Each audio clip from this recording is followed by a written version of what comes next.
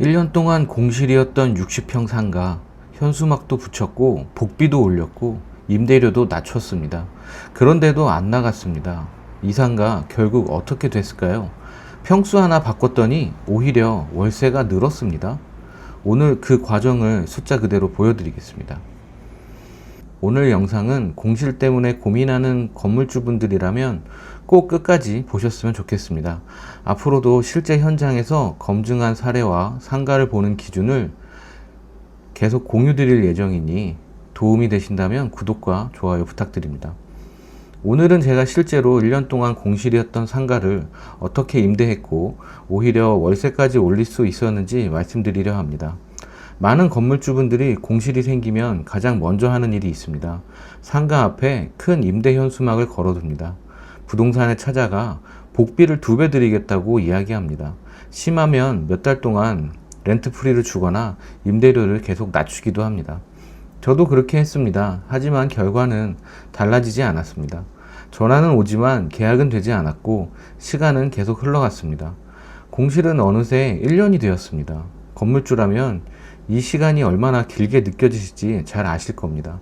한 달만 공실이어도 월세가 들어오지 않습니다. 관리비는 계속 나가고 대출이 있다면 이자는 계속 빠져나갑니다. 그런데 더 답답한 것은 문의는 오는데 계약까지 이어지지 않는다는 점입니다. 그때 저는 한 가지 생각을 하게 됐습니다. 현수막도 붙였습니다. 복비도 올렸습니다. 임대료도 낮췄습니다. 그런데도 결과가 같았습니다. 그렇다면 문제는 홍보가 아닌 다른 곳에 있는 게 아닐까 생각하기 시작했습니다. 여기서부터 제 기준이 조금씩 바뀌기 시작했습니다. 그때부터 저는 전화를 받을 때마다 그냥 상담만 하지 않았습니다. 데이터를 모으기 시작했습니다. 임차인들이 가장 먼저 무엇을 물어보는지, 왜 계약을 하지 않는지 그 이유를 하나씩 적기 시작했습니다. 놀랍게도 대부분의 질문은 비슷했습니다. 몇 평인가요? 보증금은 얼마인가요? 월세는 얼마인가요? 그리고 현장을 보고 나면 이런 이야기를 많이 했습니다. 생각보다 평수가 너무 크네요. 저희가 쓰기에는 부담됩니다. 반대로 조금만 더 작았으면 좋겠는데요 라는 이야기도 정말 많이 들었습니다. 처음에는 그냥 지나쳤습니다. 그런데 이런 이야기가 반복되기 시작하니까 하나의 공통점을 발견하게 됐습니다. 사람들은 임대료보다 먼저 자신들이 운영하려는 업종에 맞는 크기를 찾고 있었습니다. 생각해보면 당연한 이야기입니다. 장사를 하려는 분들은 이미 머릿속에 가게의 모습을 어느 정도 그려놓고 옵니다. 식당을 할지, 사무실을 할지, 공방을 할지 이미 필요한 면적을 계산한 상태에서 상가를 보러 오는 것입니다. 그런데 저는 계속 60평짜리 상품만 내놓고 있었습니다. 여기서 깨달은 것이 있습니다. 저는 임차인을 찾으려고만 했지 시장에 맞는 상품을 만들려고 하지 않았던 겁니다.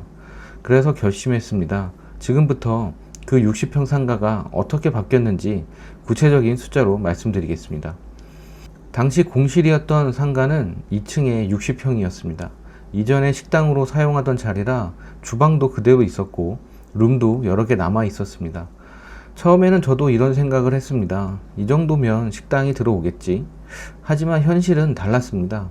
요즘 새롭게 창업하시는 분들 보면 예전처럼 처음부터 큰 매장을 시작하는 경우가 많지 않습니다. 인건비는 올랐고 재료비도 올랐고 경기까지 좋지 않다 보니 작은 규모로 시작하시려는 분들이 훨씬 많아졌습니다. 그런데 저는 계속 60평짜리 큰 상품만 시장에 내놓고 있었던 겁니다. 그래서 방향을 바꿨습니다. 60평을 2개의 30평으로 나누기로 했습니다. 물론 쉬운 결정은 아니었습니다. 칸막이 공사도 해야 했고 전기 배선도 다시 해야 했고 수도도 새로 분리해야 했습니다. 공사를 시작하는 순간부터 돈이 들어갑니다. 게다가 가장 큰 걱정도 있었습니다. 혹시 나중에 또 60평을 원하는 사람이 나타나면 어떡하지? 건물주라면 누구나 한 번쯤 고민입니다. 그래서 저는 감으로 결정하지 않았습니다. 그동안 모았던 데이터를 다시 보기 시작했습니다. 문의했던 사람들은 어떤 업종이었는지, 몇 평을 원했는지, 어떤 이유로 계약을 포기했는지를 하나씩 다시 확인했습니다. 그 결과는 생각보다 명확했습니다. 대부분 20평에서 30평 정도를 원하고 있었습니다. 그 데이터를 믿고 공사를 진행했습니다. 결과는 어떻게 됐을까요? 기존에는 60평 하나에 월세 250만 원을 받고 싶었습니다. 하지만 1년 동안 공실이었습니다. 결국 월세는 250만 원이 아니라 0원이었습니다. 그런데 30평으로 나눈 뒤에는 한 곳에선 월세 150만 원, 다른 한 곳에는 140만 원으로 계약이 되었습니다. 결과적으로 250만 원을 받고 싶던 구조가 290만 원을 받는 구조로 바뀌었습니다. 여기서 끝이 아니었습니다. 남은 30평도 다시 한번 시장을 분석했습니다. 이번에는 더 작은 규모의 수요가 있다는 것을 확인했고 15평 2개로 다시 나누기로 했습니다. 결국 15평짜리 2개는 각각 월세 70만 원으로 임대하는 구조를 만들었습니다.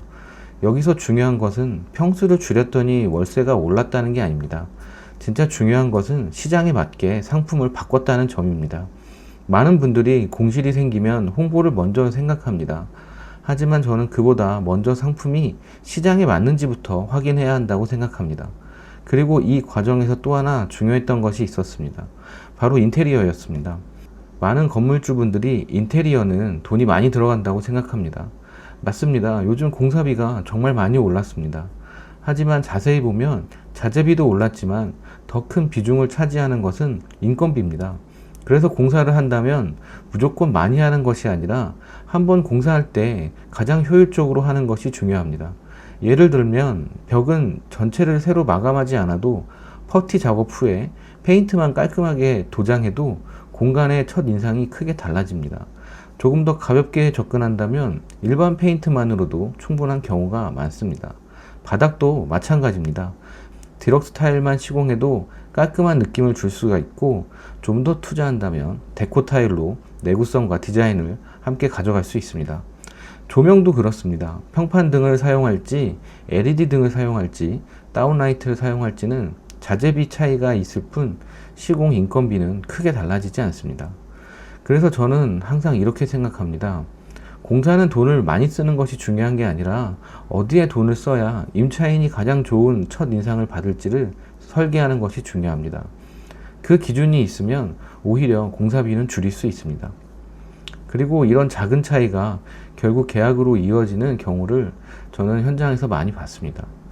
그런데 이 이야기 여기서 끝나면 안 됩니다. 사실 이 방식의 진짜 가치는 월세 40만 원이 아니거든요. 지금부터가 오늘 영상에서 가장 중요한 부분입니다. 모든 상가를 무조건 작게 나누라는 이야기는 아닙니다. 상권마다 다르고 업종마다 다르고 지역마다 필요한 평수는 모두 다릅니다. 그래서 저는 공사를 하기 전에 항상 데이터를 먼저 봅니다.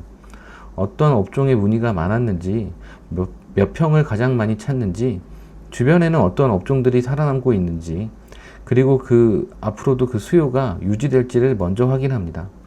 그 다음에 비로소 분할을 할지, 있는 그대로 갈지, 혹은 전혀 다른 방향으로 접근할지를 결정합니다.